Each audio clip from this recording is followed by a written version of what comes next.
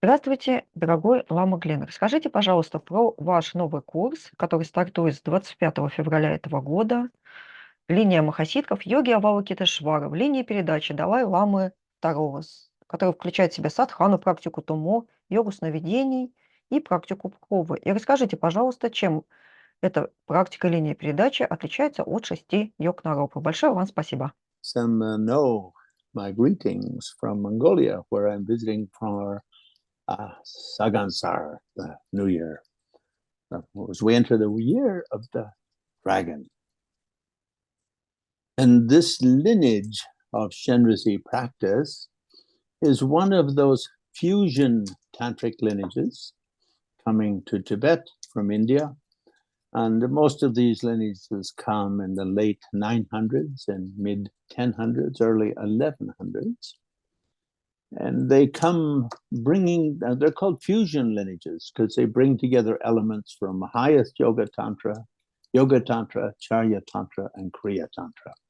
So this, we could say the generation stage is a Kriya Tantra practice, a simple sadhana, therefore why we use the word simple sadhana. And the completion stage comes down to us from the Chakrasambhara Tantra, really, you could say. День, дорогие друзья! Приветствую вас из Монголии, куда я приехал отмечать тибетский Новый год, Сагансар. Это год дракона наступающий. Что касается этой линии передачи, то она смешанная. Это тибетско-индийская линия, которая зародилась в период с 900-х до 1100-х годов, то есть конец 900-х и начало 1100-х.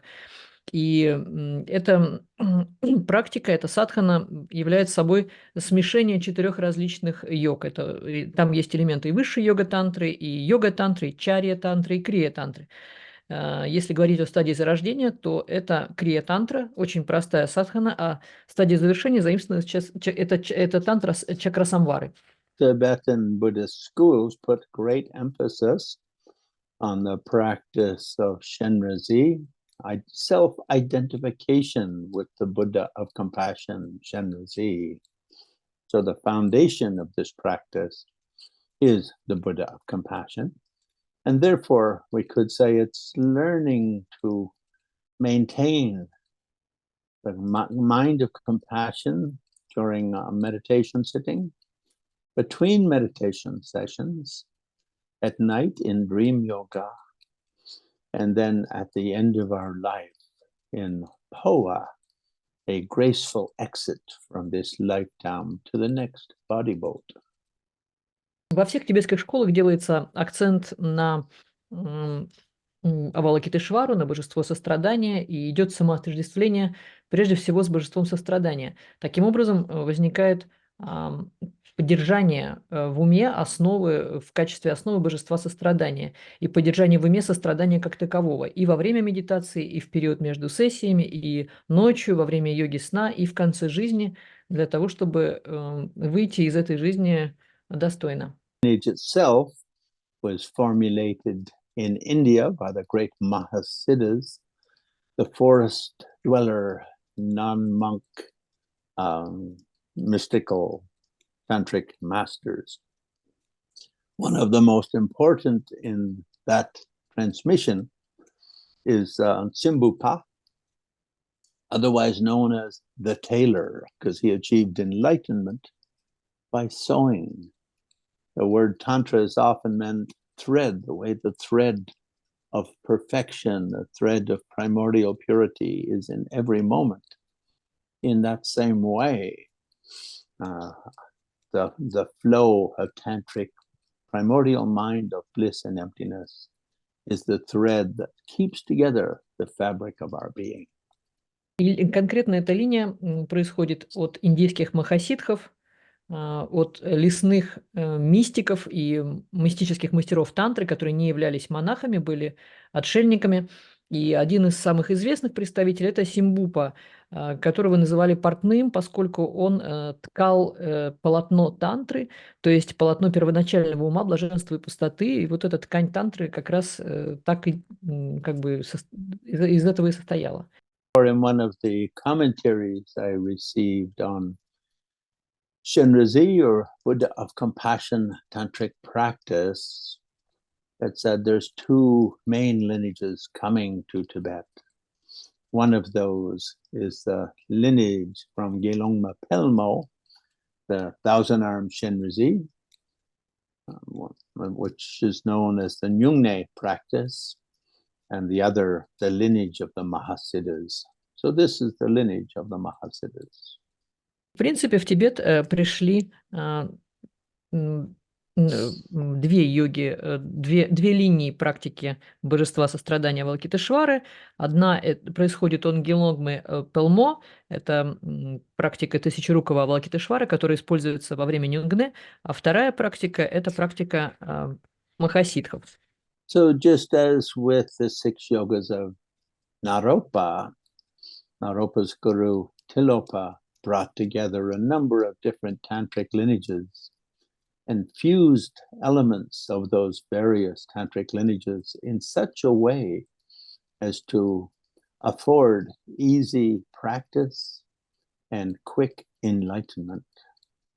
In that same way, the great Mahasiddha Simbhupa fused together elements from highest yoga tantra, such as Chakra Samvara and Hevajra, with also like Gyawa Gatso, the Osa, the Jina Samudra form of highest yoga tantra, Avalokiteshvara, and put that together with the more, you could say, skeletal practices of Kriya Tantra to make the complexity of highest yoga tantra more accessible to practitioners. И точно так же, как в 6 йогах Наропы, гуру Наропы Тилопа собрал разные линии передачи тантры, различные линии тантры, тантрических практик для того, чтобы сделать практику легкой и доступной, а пробуждение быстрым. Точно так же и Симбупа собрал различные высшие йога-тантры, различные элементы из разных тантр, там Чакрасамвара, Хиваджа, Гелвагетсо и Джина Симудра, который является одной из форм Авалокитешвары. И таким образом крия-тантра использовалась как такая основа, как костяк, а сложность этой тантры достигает уровня высшей йога-тантры или анутара йога-тантры. The great Indian master Chandrakirti said that the cultivation of compassion is the seed of great enlightenment. In the beginning serves as the seed, and then throughout the growth of the plant, compassion serves as the power, maintaining the health, strength, and well-being of that plant. And then in the end, compassion gives the fruit of the full qualities of the 3 kayas, Dharmakaya, Sambhogakaya, Nirmanakaya of enlightenment.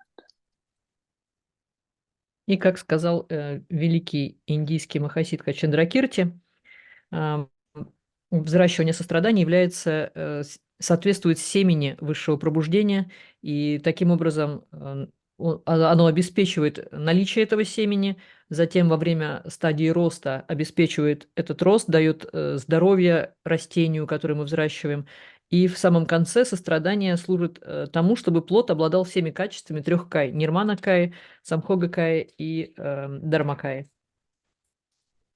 The wonderful thing about compassion, not only is it the driving force of Mahayana enlightenment or Samyak Sambodhi, but it also makes people more relaxed and happy in every situation.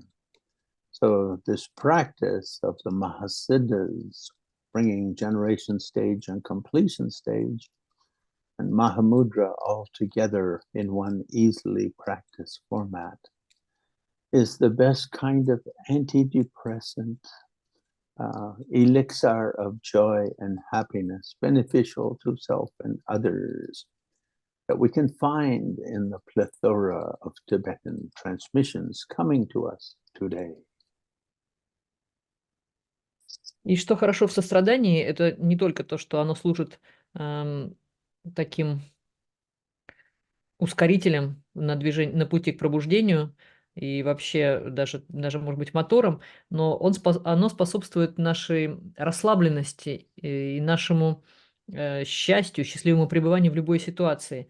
Таким образом, стадия зарождения, стадия завершения махасидхов– это наилучший, наипростейший формат практики, который может послужить для нас антидепрессантом и эликсиром радости и позволит нам приносить огромную пользу другим существам, как и большинство тибетских текстов, которые у нас есть. The seventh Dalai-lama, in a poem, he said, "We should cultivate love and compassion like the sun that throws its light on all living beings, pleasant, unpleasant, and neutral, without any discrimination." And this is the kind of love and compassion we need for enlightenment. Otherwise, just feeling affection for or compassion for a victim of a crime and feeling anger for the perpetrator of the crime just takes us nowhere in the direction of enlightenment. Ну и, как сказал седьмой Далай-лама в своей поэме, нам важно взращивать любовь и сострадание точно так же, чтобы они были похожими на солнце, которое излучает свои лучи, и оно распространяет его на всех существ, независимо от того, приятные они, неприятные или нейтральные по отношению к нам. И это такое сострадание, которое нам нужно взращивать для достижения пробуждения. А в противном случае мы будем испытывать сострадание только к жертве, например, к тому, кто нападает на эту жертву, будем чувствовать гнев, и такая форма сострадания никуда нас не приведет и нисколько нас не приблизит к пробуждению. Like Sankapa put it, if your compassion is just words in your mouth, then you are not on the bodhisattva path. So if we want to cultivate compassion, we can rely upon Sutrayana meditations, such as we find in Lamrim and Lojong. Or we can rely on tantric transmissions, such as this lineage, the Shenrezi lineage of fusion practice descending from the Indian Mahasiddhas. Ну и, как говорит лама Цанкапа, если сострадание– это всего лишь слова для нас, то мы не являемся бодхисаттвами. А для того, чтобы быть бодхисаттвами, нам нужно либо следовать традиции сутры, то есть изучать ламрим и ладжонг, либо традиции тантры и, например, последовать вот этой практике, практике Авалокитешвары, которая является смешением, происходит от линии индийских махасидхов. In terms of my own training, I lived in Dharamsala from 1972 till 84, and include in my great lineage masters, Kьябдже Линг Дорджечанг and Триджанг Дорджечанг, the two gurus of the Dalai-lama. Of course, many lineages received directly from Dalai-lama himself and other lamas of great attainment and spiritual qualification. Also lineages from other schools, Kala Rinpoche of the Shengpa and Ero Kensei of the Karma Kagyu, 2 or 3 Nyingma lamas, Sakya Treason from Sakya school and so forth. But in all of these transmissions from all these great masters of various schools of Tibetan Buddhism, all of them without exception put the emphasis on compassion. If your Buddhist practice doesn't have as its foundation compassion, you might as well just give up your meditation and yoga practice and go to the gym and lift barbells. Ну, и что касается моего собственного обучения, то я обучался в Dharamsala с 72 по 84 год и учился у таких великих мастеров, как Линг Дорджечанг, Триджанг Дорджечанг, то есть это гуру его святейшего Далай-ламы. Некоторые учения я получал непосредственно напрямую от его святейшего Далай-ламы и от многих других великих лам великих достижений, великих реализаций, а также от лам других традиций, помимо Гелугпа, например, это Дечен Римпоче, Бери Керзин из традиций Кагью, от многих также лам линии Сакью я получал учение. Но все без исключения линии тибетского буддизма делают огромный акцент на сострадании. То есть если мы не сделаем сострадание основой нашей практики, нашей буддийской практики, то в конце концов мы эту практику бросим и пойдем просто в зал, пойдем поднимать гантели и будем стремиться к совершенно другому.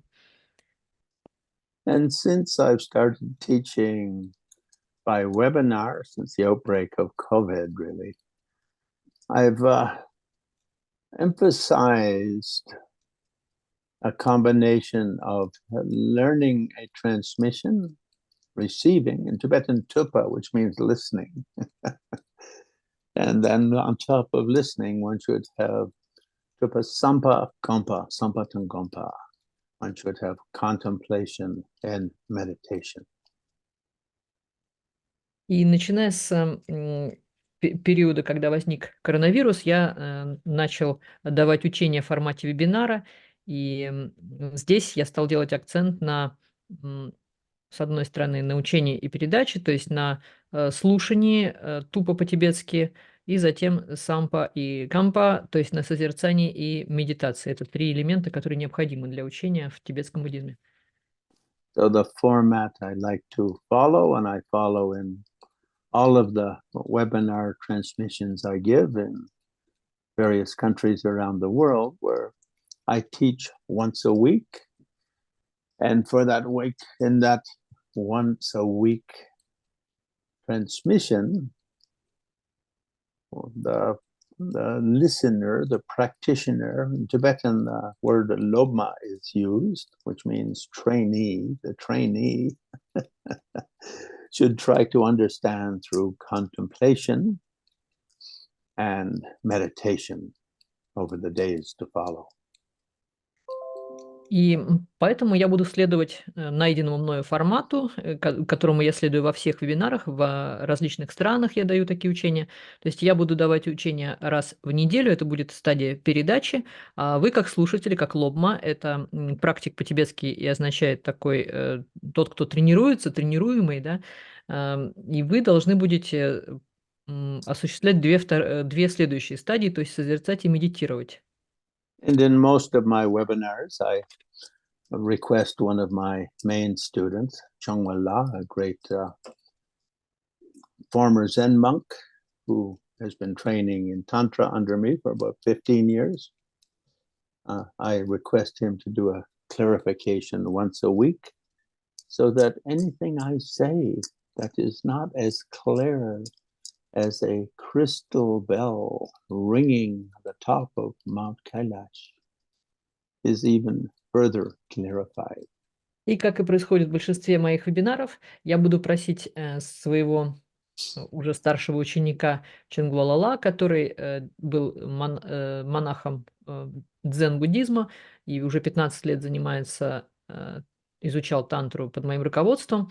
Вот он будет еще раз в неделю объяснять, давать дополнительное объяснение к моим лекциям. То есть то, что было и так, может быть, уже достаточно ясным, настолько же ясным, как колокольчик, звенящий на горе Кайлаш, он еще сделает это еще более ясным. I run some of these practice training transmissions and seminars, you could say webinars, in about a dozen countries around the world in a very simple way, following that very basic format.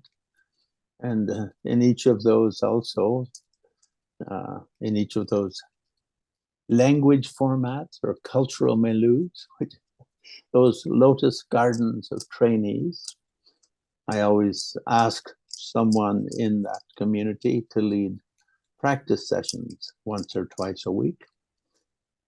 And in Great Mother Russia, I've asked Great Mother Dinara to do that. And people have sent me many emails singing praises for what a great practice session leader she is. Ну и как также я в некоторых своих передачах, некоторых своих вебинарах, которые я веду в порядка, ну, в дюжине стран. Я следую такому простому формату, то есть это базовый формат, то есть каждая также неделя сопровождается, поскольку у меня есть лотосовый сад учеников, то из него я выбираю для ведения практических сессий, которые проходят раз-два в неделю, одного из учеников. И вот в Великой Матери России я выбрал Великую Мать Динару, и я получил огромное количество имейлов, содержащих похвалу и ей как лидеру, как ведущему таких практических сессий. Great Atisha Dipankara Sri Snana traveled to Tibet in 1042, great Bengali master. He traveled with his translator, and he always referred to his translator as his tongue. So I'm very fortunate that teaching in Brazil and Argentina, Korea, various places in Europe, that I have my tongue becomes quite, what would you say, enhanced. So my rough, coarse, manly tongue in Russia has become the sweet, delightful, melodious voice of an emanation of Saraswati, Dhyana. Ну и как великий Атиша Дипанкара Триджняна, который в 1040 году отправился в Тибет, и его сопровождал непременно его переводчик, который настолько с ним сроднился, что называл его своим языком. Также и мне очень повезло, я провожу свои вебинары в Бразилии, в Аргентине, в Корее, во многих местах Европы. Мне везет, и у меня появляется такой, наверное, улучшенный язык, то есть так, что мой грубый мужской язык улучшается и становится мелодичным голосом эманации Сарасвати, в данном случае Дианы. During the 6 yogas of Naropa training, we used a simplified sadhana of chakra samvara. And in highest yoga tantra, these sadhanas become very complex, and later we introduced a more complex form of that sadhana. And the main emphasis in highest yoga tantra is kusum lankir, bringing the 3 kayas into your already enlightenment state, carrying your already enlightenment quality into every dimension, the 3 dimensions of your being. Точно так же, как в 6 йогах Наропы, в наших тренингах мы использовали упрощенную садхану чакрасамвары, то в высшей йога-тантре используется ее усложненная форма, и акцент высшей йога-тантры делается на кусум-нанке. То есть мы 3 наших каи приводим к нашему, привносим в наше пробужденное состояние, и все наши пробужденные качества мы привносим во все 3 измерения существования. Kriya Tantra mandala and mantra practice is a little bit different. We don't speak about kusum lamkir, taking 3 kayas and blending with the path. Rather, we refer to arising on the foundations of the 6 dimensions in which you are already a living god or goddess.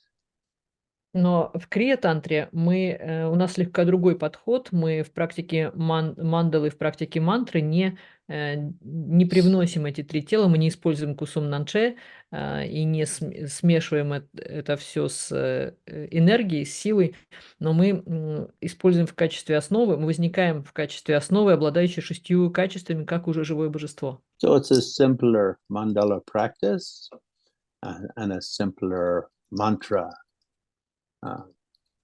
engagement or yoga. То есть это более простая практика мандалы и более простое, упрощенное обязательство в мантре, простите. We've decided to limit it to a 6-week engagement. We could just as easily make it 3 years or 6 years.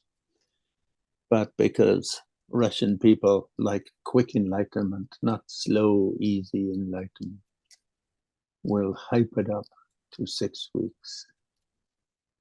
И вот эта часть обязательства, то есть обязательных посещений, да, мы сократили ее до 6 недель. Обычно такая практика может занимать 3-6 лет. Для российских практиков мы ее сократили до 6 недель, потому что российским практикам нужно быстрое пробуждение, а не какое-то медленное, и потом оно должно быть легким, легко достижимым. My only request as the one transmitting the lineage, as the Lama giving the lineage, is participants to do take very seriously the effort to develop universal compassion, which is the foundation of Mahayana, to base this upon the wisdom of emptiness, which is the view of great Mahayana. And finally, to bring in the gentle, playful deity yoga of plenty of laughter and joy in interaction with all outer, inner, and secret worlds. Playful deity yoga is the chupa, the conduct. И у меня, как у ламы передающего учения, только одна просьба – это чтобы участники серьезно отнеслись и приложили усилия к развитию сострадания как основы махаянской практики и делали это на основе пустоты, то есть воззрения Махаяны, высшего воззрения Махаяны. И в качестве чопа или в качестве поведения использовали йогу игривого божества, то есть чтобы было много радости и много смеха. So, spasiba, thank you so much. Thank you very much, Ламала. Another question is about the review of 6 yogas of Naropa. By the record, could you please give a little bit explanation about this, how is, как сказать, способ? Yeah, the main difference with 6 yogas of Naropa, it's very difficult to get great progress without engaging in karma mudra or sexual yoga. Only beings who have achieved high progress in a previous life can make great progress in 6 yogas in this life. Основная разница с 6 йогами Наропы состоит в том, что для 6 йог Наропы очень трудно достичь успеха без карма-мудры, и только те существа, которые имеют переживания из прошлых жизней, способны его достичь без карма-мудры. Now, of course, Tsongkhapa writes in his commentary, and the second Dalai-lama in his commentary, one can practice 6 yogas in reliance upon one's own body, bringing the male-femaleness of one's own body into harmony, or upon reliance upon the body of another, in other words, with sexual practice. And so there are those 2 options, but the first Dalai Lama in one of his commentaries says, in reality, if we have not achieved that practice in a previous life, and to do it in this life without reliance upon a partner is rare. He uses the word difficult to move the drops. Ну и, конечно, Лама Цангкапа в своем комментарии, а также второй Далай-лама в своем комментарии говорят о том, что 6 йог Наропы можно достичь 2 способами, или опираясь на свое тело, гармонизируя мужские и женские энергии, или опираясь на тело другого, иными словами, прибегая к сексу. Но первый Далай-лама в своем комментарии при этом сказал, что в реальности достичь в этой жизни, не прибегая к партнеру, каких-то результатов, если не опираться на опыт предыдущих жизней, то практически это очень редко, то есть очень трудно достижимо, очень трудно двигать эти капли по нашему телу. Now, in the 6 yogas of Naropa, when these are extended to 10 yogas of Naropa, then one of the ways the extension is that tummo becomes the foundation practice. And then one engages in tummo in union with a consort. This is clearly stated in all Tibetan commentaries. And by relying upon that gives rise to the 4 great blisses, downward moving and upward rising. And on the basis of those great blisses, engages in Mahamudra. Therefore, Marpa said, without karma mudra, there is no mahamudra. Ну и дальше, когда 6 йог-таропа рассматриваются как 10, когда такая расширенная версия используется, такое объяснение приводится, что мы используем туммо в качестве основы, и туммо выполняется в союзе с кармамудрой, в союзе, соответственно, с супругом или супругой. Это содержится, четко на это есть указание в тибетских комментариях. На этой основе выполняется практика 4 блаженств при поднятии капель вверх и опускании их вниз, и на этой основе уже выполняется махамудра, практика махамудры. Именно поэтому Марпа и говорил, что без кармамудры нет махамудры. In reality, in today's life, a lot of people practicing 6 yogas of Naropa or practicing tummo will do the basis on a kind of a general, you can call ordinary mind mahamudra, or ordinary mind Dzogchen kind of practice. But these forms of Mahamudra and Dzogchen are really just kind of slightly elaborated forms of Sutrayana Vipassana. Ну, в реальности сегодня что происходит? Люди практикуют 6 йог-наропы, опираясь на махамудру обычного ума или на практику дзогчен обычного ума, то есть это слегка просто углубленная практика сутраяны, это випашьяна. So this is not being said in a derogatory sense. This is not to dismiss Vipassana, to dismiss ordinary mind Mahamudra, or dismiss ordinary Dzogchen practice.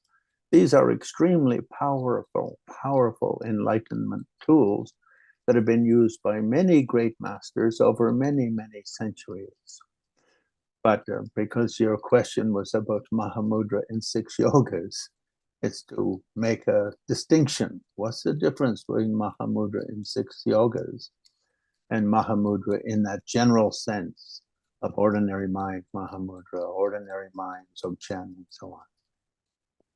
Ну, все это, конечно, я говорю не для того, чтобы как-то очернить или отменить практику махамудры обычного ума, дзогчена обычного ума и випашьяны.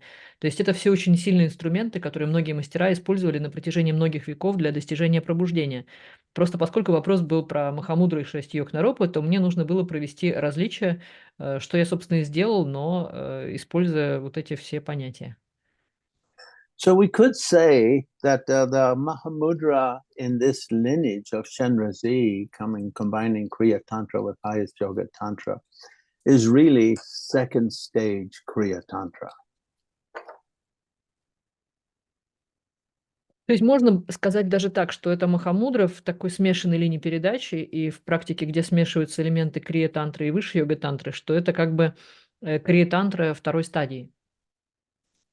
So in ordinary highest yoga tantra, then the first stage tantra is the mandala practice of kusum lamkir, taking 3 kayas as a path and generating this immense mandala, sometimes of hundreds of deities and so forth.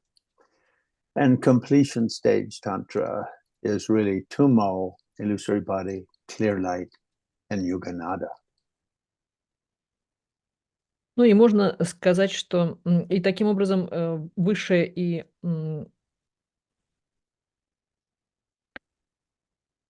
обычно высшая йога-тантре используется, во-первых, кусум ланке, это привнесение 3 тел на путь, и как бы порождается мандала с сотнями иногда божеств.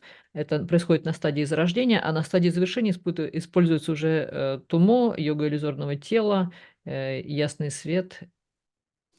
And in second stage Kriya Tantra, there's no tummo, talk of tummo, illusory body, clear light. None of that discussion comes in. Rather, it's a combined shamatha vipassana practice based on the kind of, you could say, gentle joy generated by means of the first stage Tantra. Крия-тантра второй стадии это практика туммо, иллюзорного тела и ясного света, не туммо, не иллюзорного тела и неясного света, а используется шаматха и випашьяна, выполняемые на основе мягкой радости, возникшей благодаря практике первой стадии. C'est ça, c'est fini ça. Thank you very much, Ламала. И я задам вопрос по-русски. Лама Гленн, вы рекомендовали сделать нам повтор практики по 6 йогам народа, используя записи вашего предыдущего курса 2023 года. Можете рассказать немножко про этот формат проведения занятий?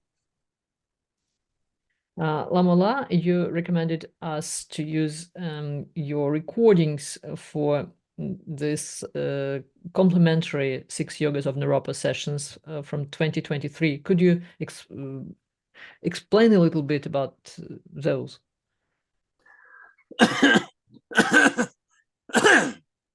Thank you. Spasiba. Yes, so I had many requests from participants in the first series on 6 yogas of Naropa in 16 weeks that we did. And many people who participated requested that they get to reprocess.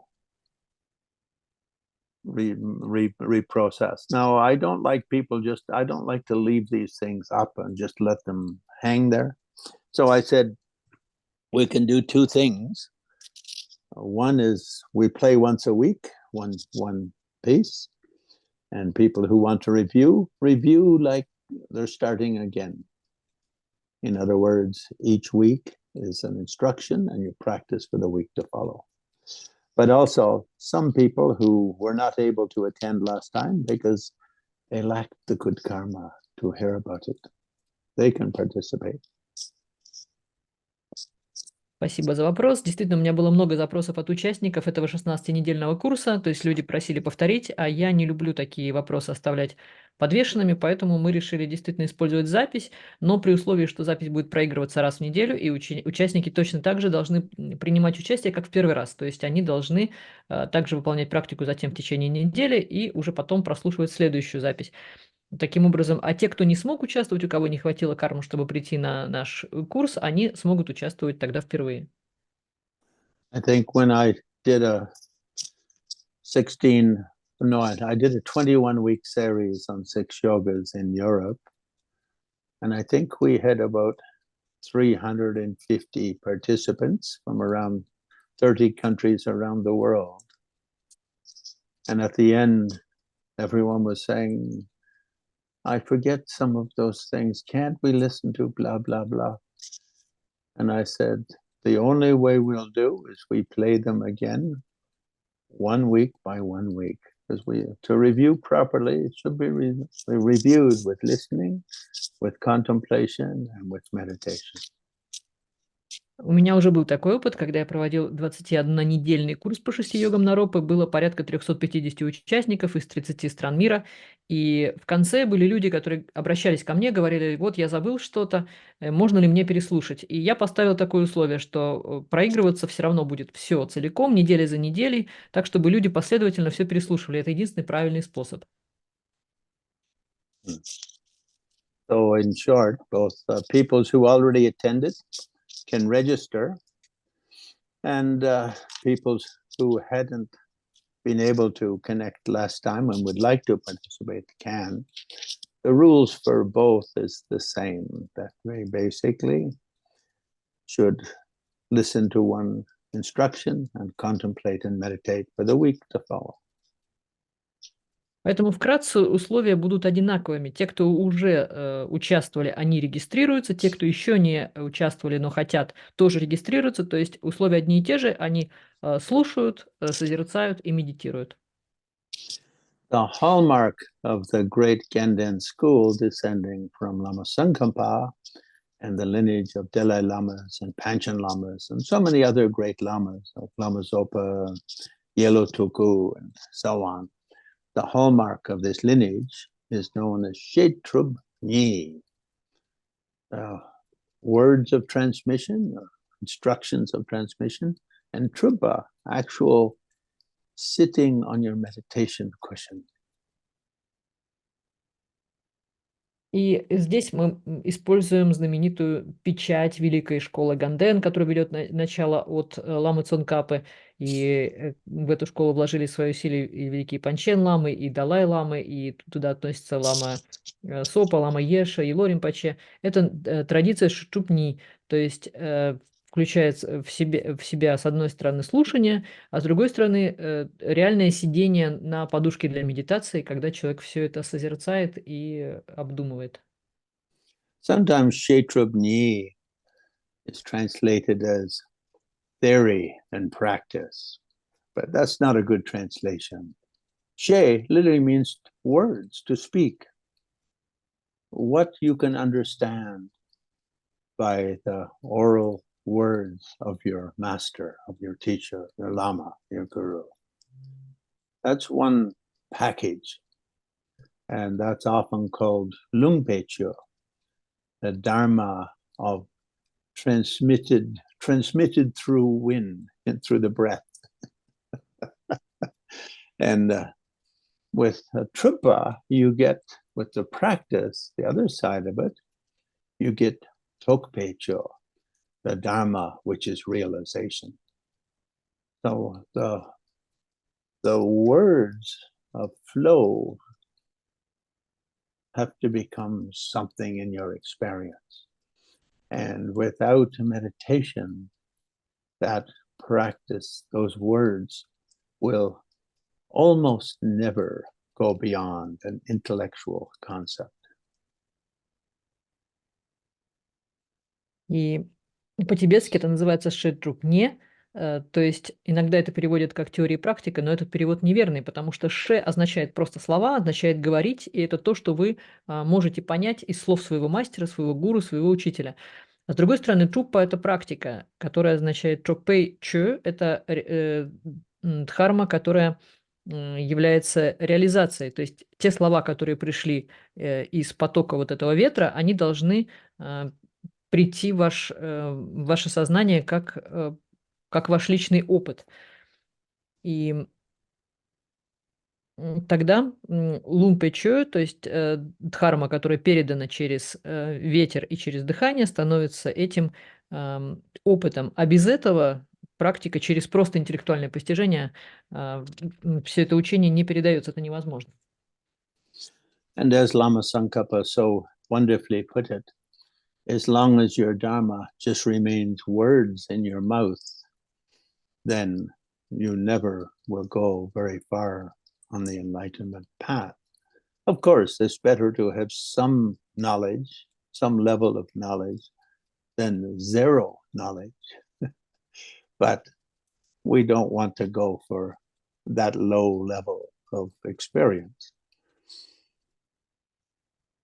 Ну, конечно, как красиво сказал лама Цонкапа, пока дхарма остается лишь словами в вашем рту, мы очень далеки от на пути, мы недалеко прошли на пути к пробуждению. И, конечно, какой-то уровень знания, если появляется, это лучше, чем 0 знания, но настолько низкий уровень знания нам не интересен.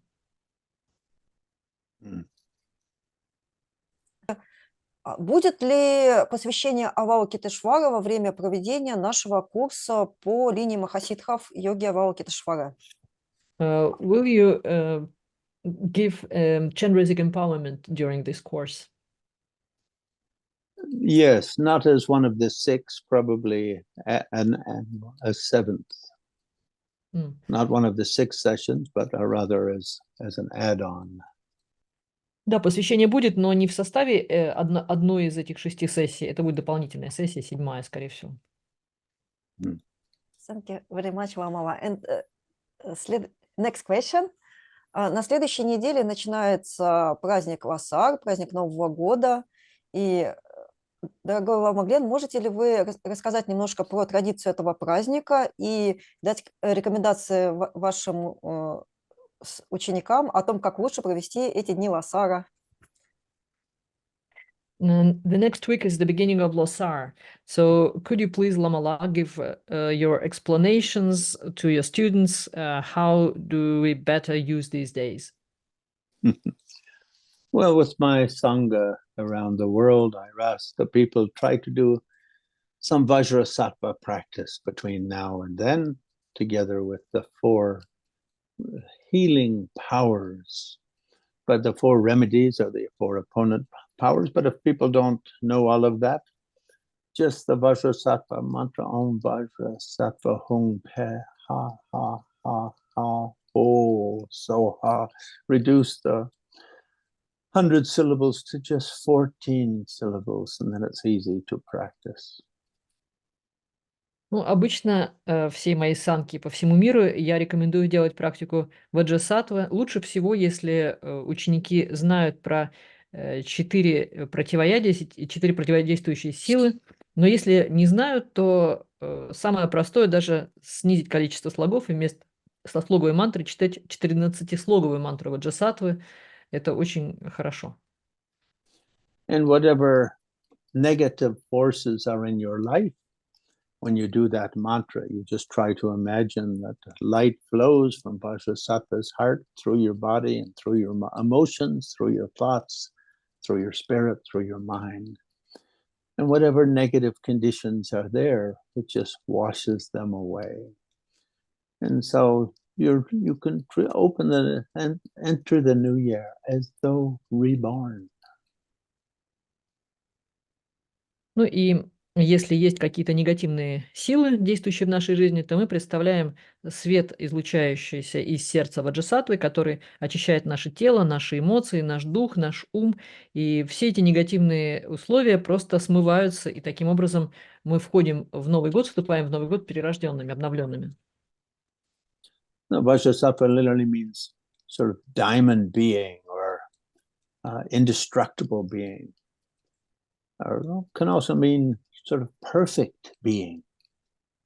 So in that way, all of us have this kind of very deep nature, which is like a diamond, equal to the mind of Buddha.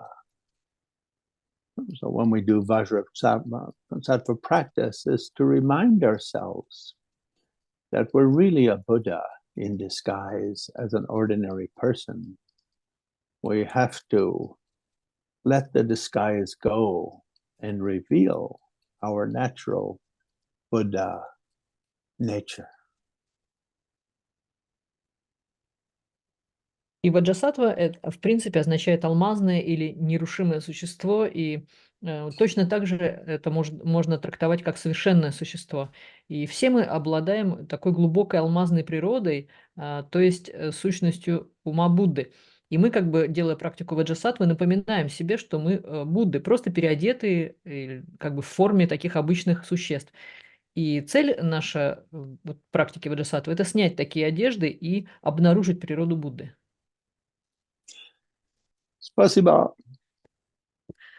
Thank you very much, Lamala. Thank you very much, Lamala, for this fantastic interview. It's very, very useful and fantastic. So, спасибо. Thank you so much.